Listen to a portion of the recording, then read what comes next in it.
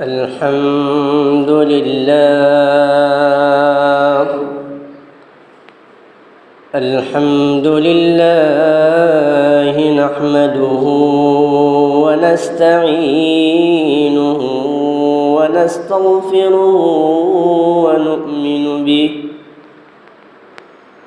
ونؤمن به ونتوكل عليه ونعوذ بالله من شرور أنفسنا ومن سيئات أعمالنا من يهده الله فلا مضل له ومن يضلله فلا هادي له ونشهد أن لا إله إلا الله وحده لا شريك له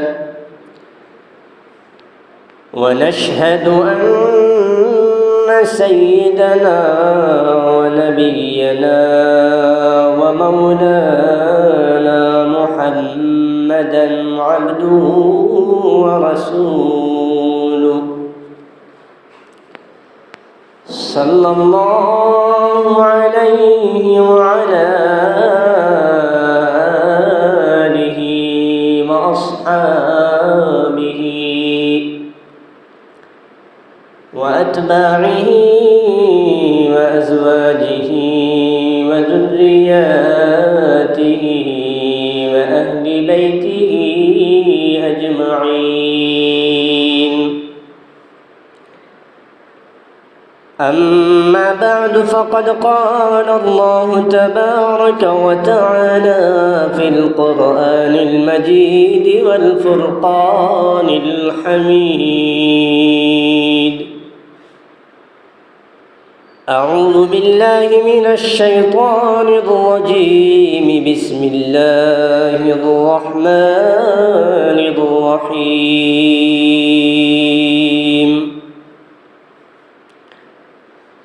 ولمن خاف مقام ربه جنتان.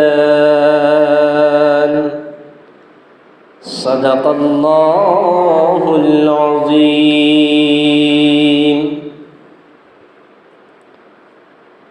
حضرات محترم، معزز حاضرین کرام، سامعین عظام، قابل صدر احترام، معزز برادران اسلام اور ہمارے عزیزان مکرم، پیارے عزیز دوستوں،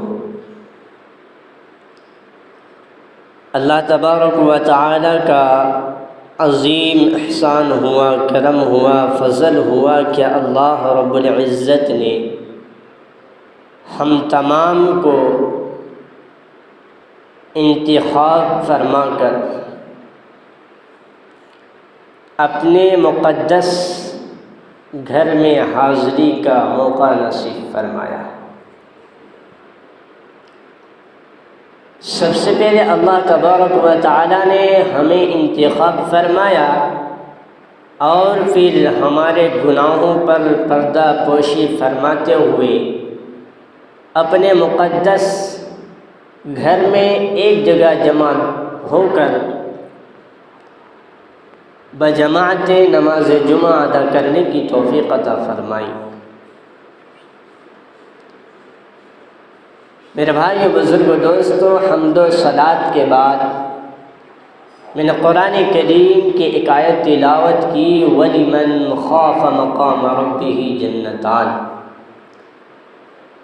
میں اس آیت کریمہ کا سہارا لیتے ہوئے میں آپ حضرات کے سامنے اسی موضوع کے تحت بات کروں گا جو اس سے قبل جمعہ میں جس موضوع پر بات کی گئی تھی، یعنی خوف خدا سے متعلق۔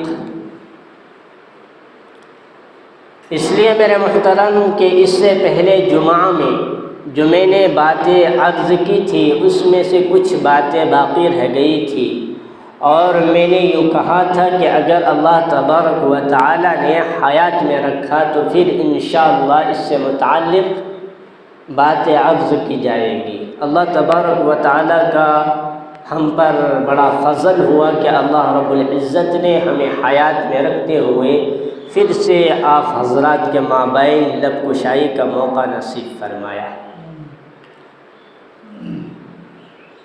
میرے بھائیوں، بزرگ و دوستو، خشیت الہی، خوف خدا یعنی اللہ کا ڈر، اللہ کا خوف، یہ بہت بڑی نعمت ہے۔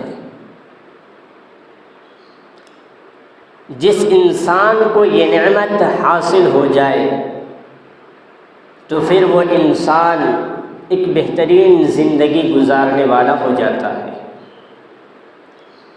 جس انسان کے اندر یہ نعمت آ جائے تو پھر وہ انسان قرآن کے تعلیمات کے مطابق اور احادیث کے تعلیمات کے مطابق نبی پاک صلی اللہ علیہ وسلم کے بتلائے ہوئے طریقے کے مطابق وہ زندگی گزارنے والا ہو جاتا ہے۔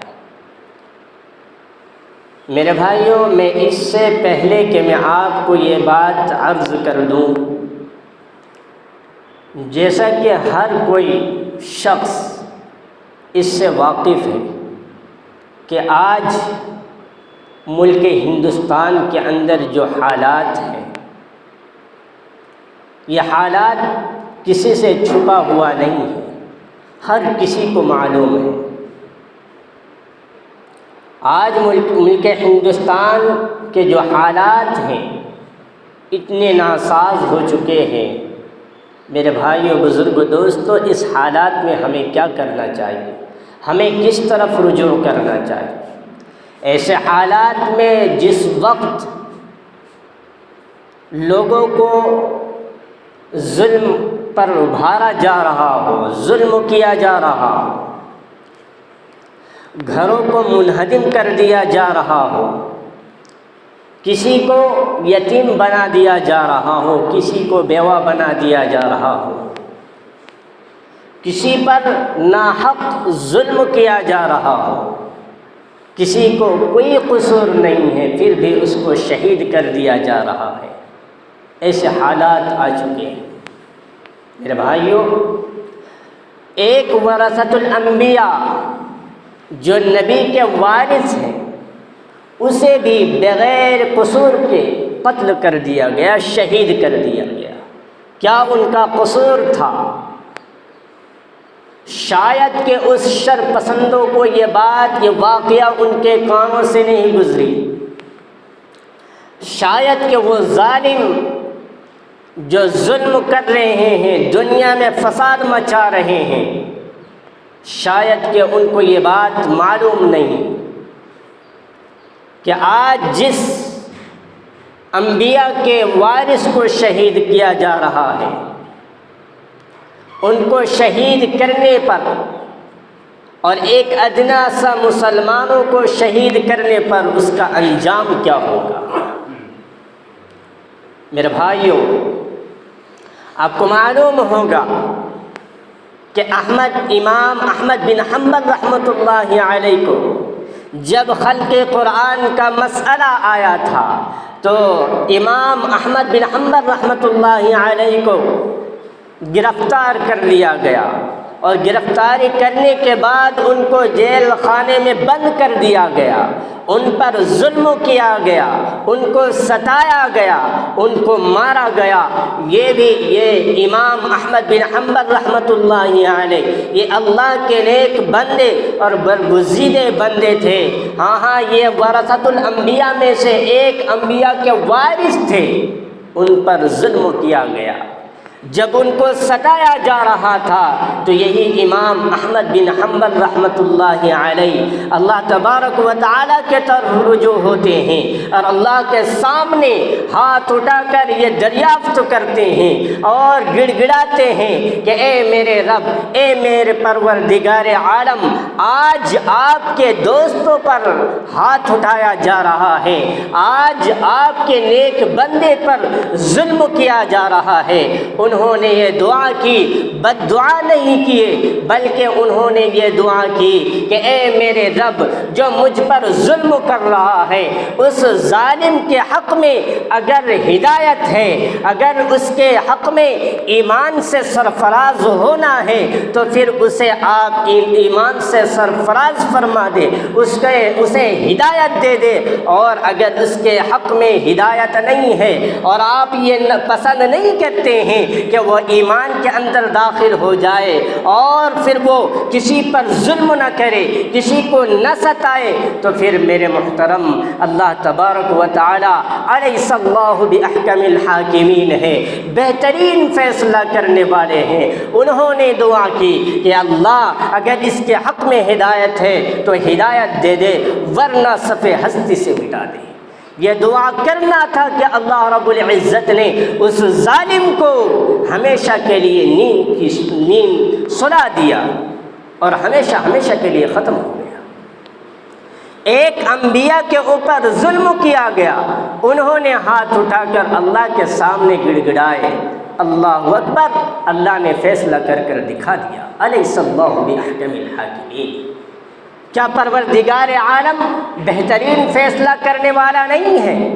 بہترین فیصلہ کرنے والا ہے۔ دنیا کا کوئی انسان اگر فیصلہ کرتا ہے تو اس کے فیصلے میں کوئی قصور باقی رہ جاتا ہے، اس کا فیصلہ ناقص ہو جاتا ہے، اس کا فیصلہ مکمل درست نہیں ہوتا۔ میرا رب کا فیصلہ بالکل مکمل اور درست ہے۔ ایسے حالات میں جبکہ جس پر ظلم کیا جا رہا ہے اور انہوں نے اپنا حق میں مطالبہ کی، پھر بھی اس کی بات نہیں سنی گئی۔ آج بات کہی جا رہی ہے، کوئی سنی نہیں جا رہی۔ ایسے حالات میں کیوں بات نہیں سنی جا رہی ہے؟ اس لیے کہ ہم مسلمان ہیں۔ کیوں بات نہیں سنی جا رہی ہے؟ اس لیے کہ ہم اللہ اور اللہ کے حبیب، تمام انبیاء اور قرآن اور رسولوں پر ایمان لائے، فرشتوں پر ایمان لائے ہیں، اس لیے ہماری بات نہیں سنی جا رہی۔ ایسے حالات میں میرے محترم ہمیں کس طرف رجوع کرنا چاہیے؟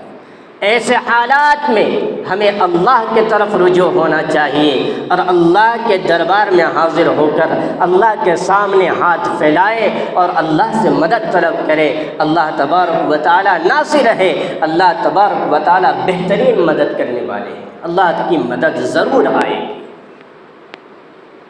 اللہ کی مدد آئی تھی جب آپ صلی اللہ علیہ وسلم پر ظلم کیا جا رہا تھا، صحابہ پر ظلم کیا جا رہا تھا، اللہ کی مدد آئی۔ اور جب فتح مکہ کا موقع آیا تو جوق در جوق مکے کے اندر داخل ہو رہے تھے، کسی کی مجال نہیں تھی کہ وہ روک سکے۔ میرے بھائیو، جب اللہ کی مدد ہمارے ساتھ آئے گی تو پھر دنیا کا کوئی انسان ایسا نہیں ہے کہ جو اسے روک سکے۔ شرط اتنی ہے کہ ہمیں اللہ کی طرف رجوع ہونا ہے۔ شرط اتنی ہے کہ اپنے دل کے اندر اللہ کا ڈر، اللہ کا خوف لانا ہے۔ جب ہم اللہ کے ڈر، اللہ کا خوف اپنے دلوں میں لائیں گے تو پھر اللہ کی طرف رجوع ہوں گے، اور جب ہم اللہ کی طرف رجوع ہوں گے تو پھر اللہ کے طرف سے نصرت آئے گی، مدد آئے گی، اور جب اللہ کی مدد آئے گی تو ہمیں کامیابی حاصل ہوگی۔ تو میرے محترم، ہمیں آج اللہ کا خوف اپنے دلوں میں لانا ہے۔ آج دیکھا جاتا ہے میرے بھائیوں کہ آج اللہ کے خوف سے، اللہ کے ڈر سے ہمارا دل ویران ہے۔ آج اللہ کی نافرمانی ہو رہی ہے، قدم قدم پر اللہ کی نافرمانی، صبح سے لے کر شام تک اللہ اور اللہ کے رسول صلی اللہ علیہ وسلم کی نافرمانی ہو رہی ہے۔ حافظ ابن قیم رحمۃ اللہ علیہ فرماتے ہیں، لکھتے ہیں کہ اے میرے پیارے دوست، اے مسلمانوں، اے ایمان والو، تم ایک چھوٹے سے گناہ کو تم اسے چھوٹا نہ سمجھو، اسے بڑا گناہ سمجھو۔ میرے بھائیوں، اللہ تبارک و تعالی ارحم الراحمین ہے، وہ اپنے بندے پر رحم فرماتا ہے۔ آج اللہ کی نافرمانی ہو رہی ہے، لیکن اللہ تبارک و تعالی ہم پر درگزر فرماتے ہیں، ہم پر رحم فرماتے ہیں کہ ہمارے گناہوں کو درگزر کر دیتا ہے۔ اللہ کے ایک ایک ایسے بندے اس زمین اور اس دھرتی سے گزرے ہیں جو ایک چھوٹی سی بات کو، جس میں اللہ کی نافرمانی ہو رہی ہو، اسے بھی سب سے بڑا گناہ سمجھا انہوں نے۔ میں آپ کو بتاتا چلوں کہ بنی اسرائیل میں ایک داموس رحمۃ اللہ علیہ تھے، وہ اللہ کے پیارے، اللہ کے نیک بندے تھے۔ ایک مرتبہ ایسا ہوا کہ انہوں نے اپنی بستی سے کسی دوسری بستی میں جانے کا ارادہ کیا۔ جب وہ اپنے بستی سے نکل کر دوسری بستی میں جا رہے تھے تو ان کی نگاہ ایک پہاڑ پر پڑی، اور جب ان کی نگاہ ایک پہاڑ پر پڑی تو دیکھے کہ وہ پہاڑ بالکل ویران ہے۔ انہوں نے صرف یوں کہا کہ کاش کہ یہ پہاڑ خوبصورت ہوتا، کاش کہ اس پہاڑ پر کوئی درخت ہوتا، کاش کہ اس پہاڑ پر کوئی سبزہ ہوتا تاکہ یہ پہاڑ خوبصورت نظر آتا۔ اللہ تبارک و تعالی فوراً ان کے دلوں میں الہام کرتے ہیں اور کہتے ہیں کہ اے داموس تم میری بندگی کو چھوڑ کر آج تم میری مشیر بن چکے ہو، آج تم میرا مشیر بن چکے ہو۔ آج میری تخلیق میں تجھے نقص نظر آ رہا ہے، آج میری خلقت میں تجھے کمی نظر آ رہی ہے۔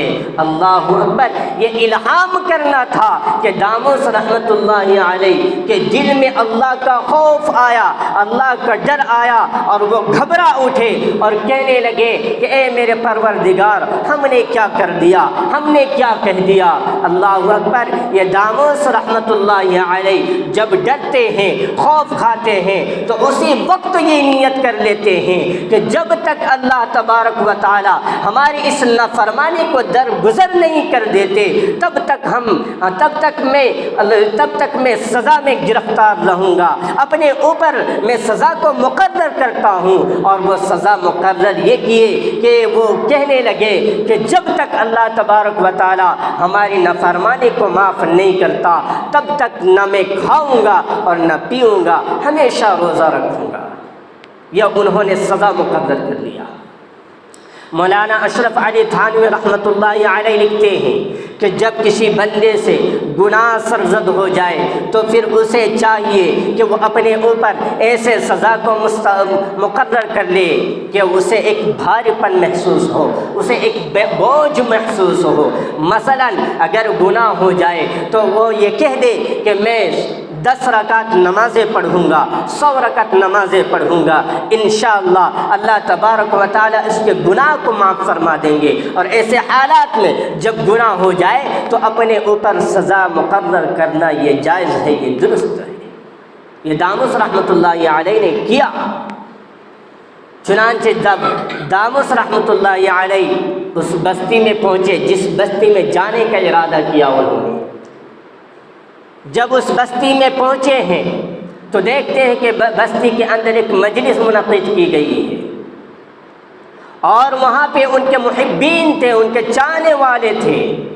جب وہاں پہنچے ہیں تو لوگ کہنے لگے حضرت آپ کھانا تناول فرمائیں، اور داموس رحمۃ اللہ علیہ یہ نیت کر چکے تھے، یہ اپنے اوپر سزا مقرر کر چکے تھے کہ نہ میں کھاؤں گا اور نہ پیوں گا اس وقت تک جب تک اللہ ہماری نافرمانی کو معاف نہ کر دے۔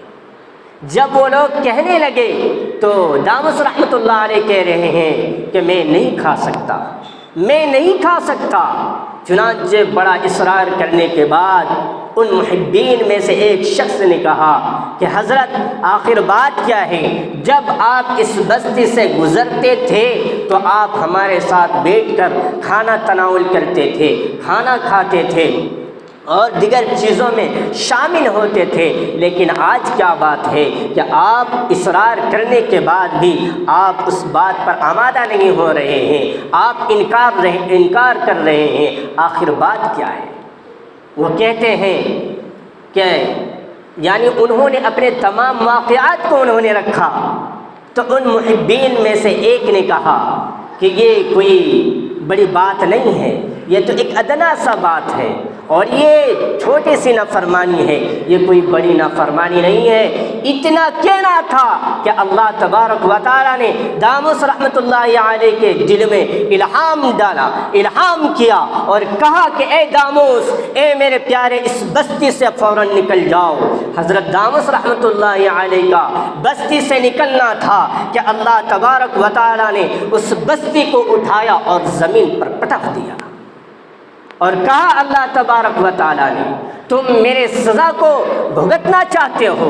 انہوں نے یہ کہا تھا کہ آپ کھانا تناول فرمائیں، آپ جسے نافرمانی سمجھ رہے ہیں، اگر اس کے سزا ہو اللہ کے جانب سے آئے گا تو ہم تمام بستی والے اس کو برداشت کر لیں گے۔ اللہ نے اس کو صحیح نہیں کہا، بلکہ اللہ تبارک و تعالیٰ نے اسے اپنا سزا مقرر کر کر دکھا دیا، اٹھا کر زمین میں پٹک دیا۔ اس نے صرف ایک نافرمانی کی تھی۔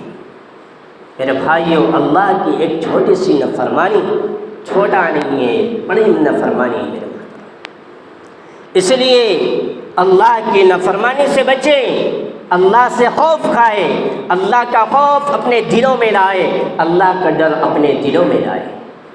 آج ہر شخص اپنے گریبان میں جھانک کر دیکھے کہ اللہ کا ڈر، اللہ کا خوف ہمارے دلوں میں کتنا ہے۔ آج قدم قدم پر اللہ کی نافرمانیاں ہو رہی ہیں۔ میرے بھائیوں، اس زمین میں، اس امت میں پاکیزہ ہستیاں بھی گزری ہیں، ایسے لوگ گزرے ہیں جن کو 40 سال تک گناہ کا تصور بھی نہیں ہوا۔ گناہ کا لکھنے والے فرشتوں کو یہ موقع نصیب نہیں ہوا کہ ان کا گناہ لکھ سکے۔ ایسے لوگ گزرے ہیں۔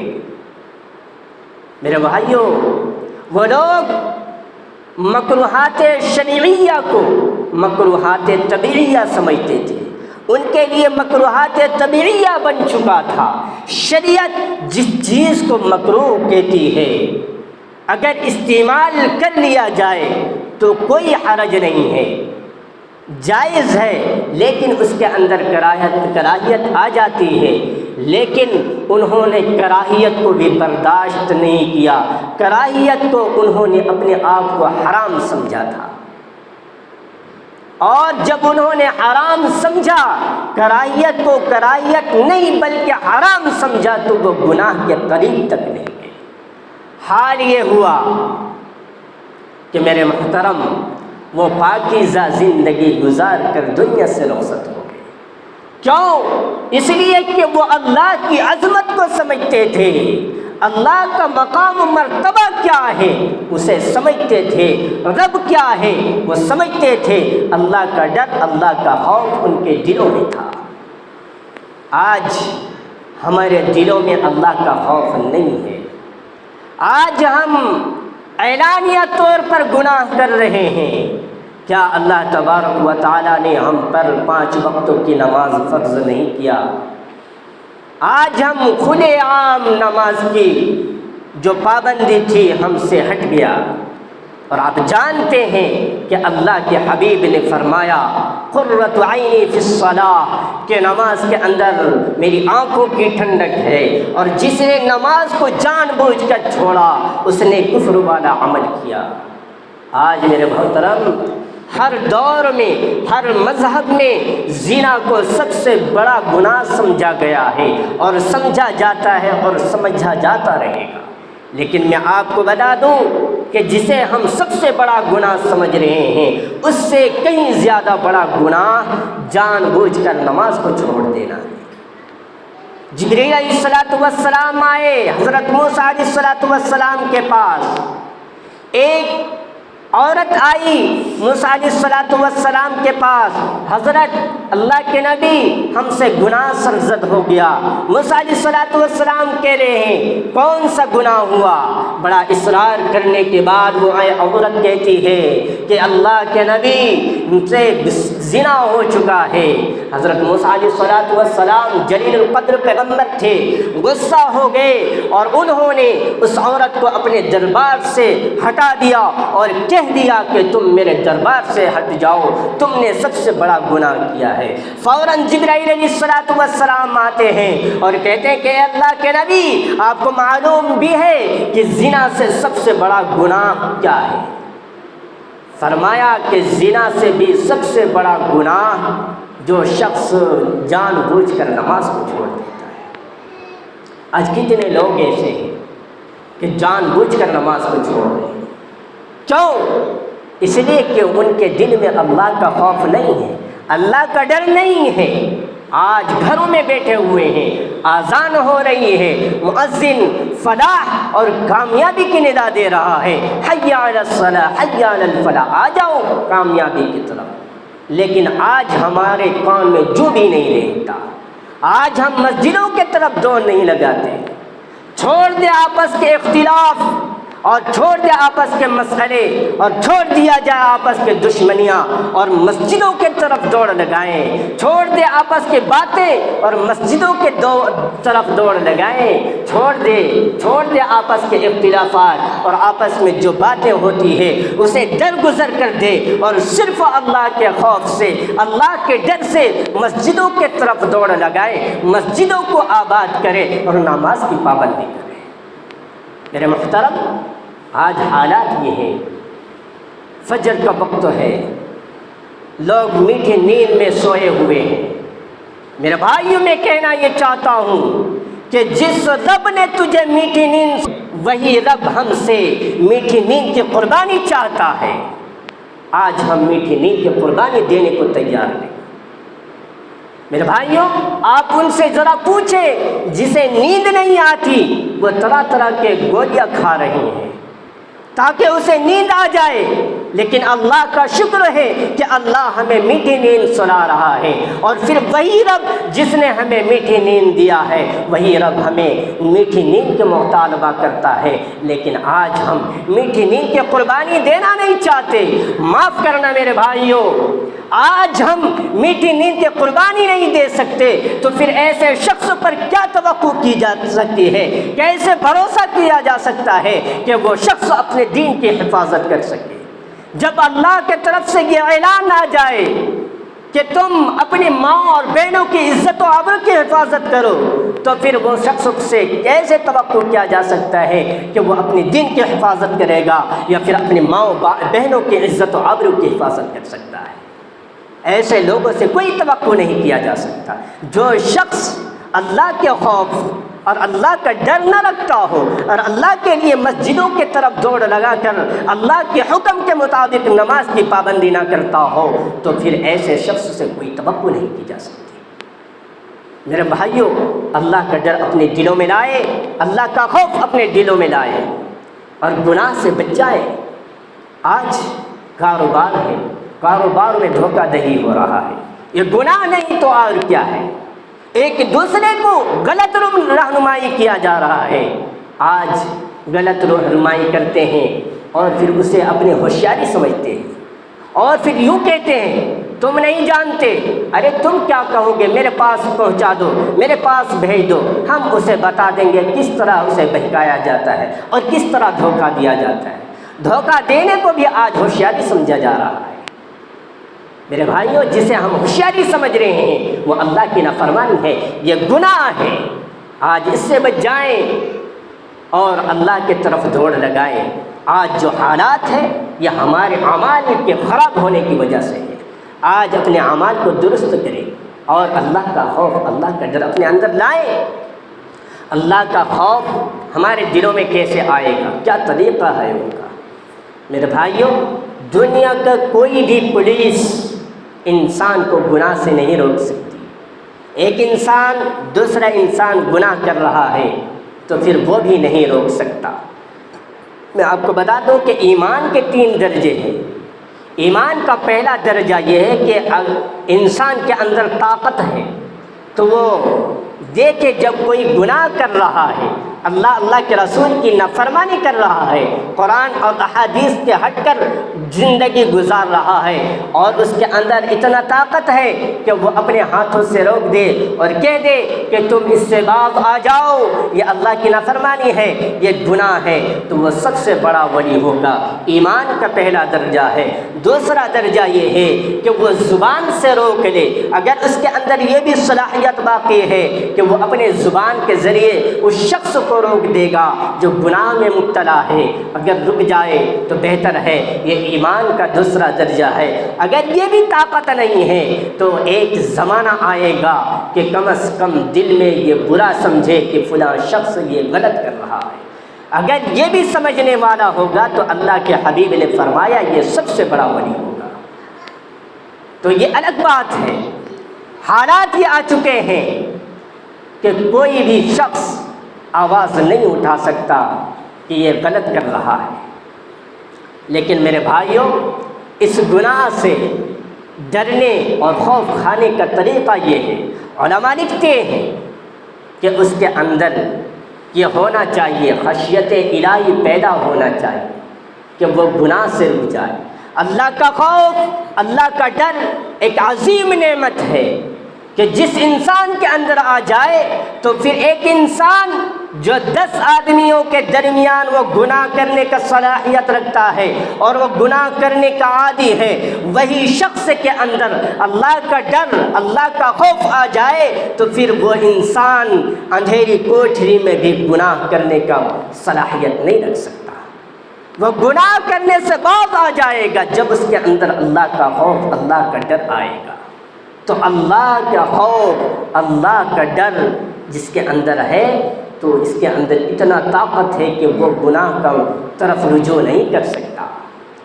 میں سوچنے کا مقام ہے میرے محترم، ایک شخص ہے کہ اسے یہ بتا دیا گیا کہ تجھے صبح میں سزا دے دی جائے گی، پھانسی دے دی جائے گی، اسے ڈرا دیا گیا، اسے کہہ دیا گیا، اب اس شخص کو کالی کوٹھری میں بند کر دیا گیا، ایسی کوٹھری میں جس میں فحاشیاں ہو رہی ہیں، جس میں گناہیں ہو رہی ہیں۔ تو آپ بھلا بتائیں کہ جس کے لیے یہ سزا مقرر کر دیا گیا اور جسے یہ کہہ دیا گیا کہ تجھے پھانسی دے دی جائے گی، کیا اس شخص کے ذہن میں یہ بات آئے گی کہ وہ گناہ کی طرف میلان ہو سکے، وہ گناہ کی طرف رجوع ہو سکے؟ نہیں ہو سکتا۔ کیوں؟ اس لیے کہ اسے صبح میں پھانسی دے دیا جائے گا، اس کو ڈر ہے، اس کو خوف ہے۔ اسی طرح میرے محترم، اگر اللہ کا ڈر ہمارے اندر آئے گا، اللہ کا خوف آئے گا تو ہم اللہ کی حکم کی تکمیل کرنے والے ہو جائیں گے، اللہ کے رسول صلی اللہ علیہ وسلم کے سنت کے مطابق زندگی گزارنے والے ہو جائیں گے، اور اللہ کا ڈر ہمارے اندر ہوگا تو پھر ہمارے ذہن میں گناہ کا تصور بھی نہیں آئے گا، گناہ کا خیال تک بھی نہیں آئے گا۔ آج ہم دنیا کی چمک دمک دیکھ کر، دنیا کے رنگینیوں کو دیکھ کر، جو دنیا میں جو چیزیں ہو رہی ہیں، ہم آج اس کے طرف جا رہے ہیں۔ آج یہ چیزیں کیوں ہو رہی ہیں؟ اس لیے کہ ہمارے دل میں اللہ کا خوف نہیں ہے۔ اللہ کا خوف اپنے دلوں میں لائیں میرے محترم، اور اللہ کے لیے، اللہ کے خوف سے، اللہ کے ڈر سے نماز کی پابندی کریں۔ اللہ نے نماز کے اندر اتنا قوت رکھا ہے کہ نماز ہر برائی سے روک دے گی، نماز ہر گناہ سے روک دے گی۔ میرے بھائیوں، میں ہر مسلمانوں سے یہ درخواست کرتا ہوں کہ آپس کی دشمنی، آپس کے اختلافات، آپس کے مسائل، آپس کی بات چیت جو ان بن ہو چکے ہیں اسے چھوڑ دیا جائے۔ وقت آیا ہے اتحاد کر لیں اور اللہ کے خوف سے اللہ کی مسجدوں کو آباد کرے۔ اللہ تبارک و تعالی ہم تمام کے دلوں میں اپنا خوف، اپنا ڈر ڈال دے اور ہم اللہ کے طرف رجوع کرنے والے ہو جائیں۔ میرے محترم، اللہ کے ڈر، اللہ کا خوف کے کئی درجات ہوتے ہیں، وقت نہیں ہے، انشاءاللہ اگر وقت رہا، اگر اللہ نے حیات میں رکھا تو خوف خدا کے کئی درجات ہیں، اس سے متعلق انشاءاللہ آئندہ جمعہ باتیں کی جائے گی۔ کہیں سنی باتوں پر اللہ ہم تمام کو سننے اور سمجھنے کی توفیق سے، اور اللہ تبارک و تعالی ہم تمام کے دلوں میں اپنا خوف، اپنا ڈر ڈال دے۔ وآخر دعوانا ان الحمد للہ۔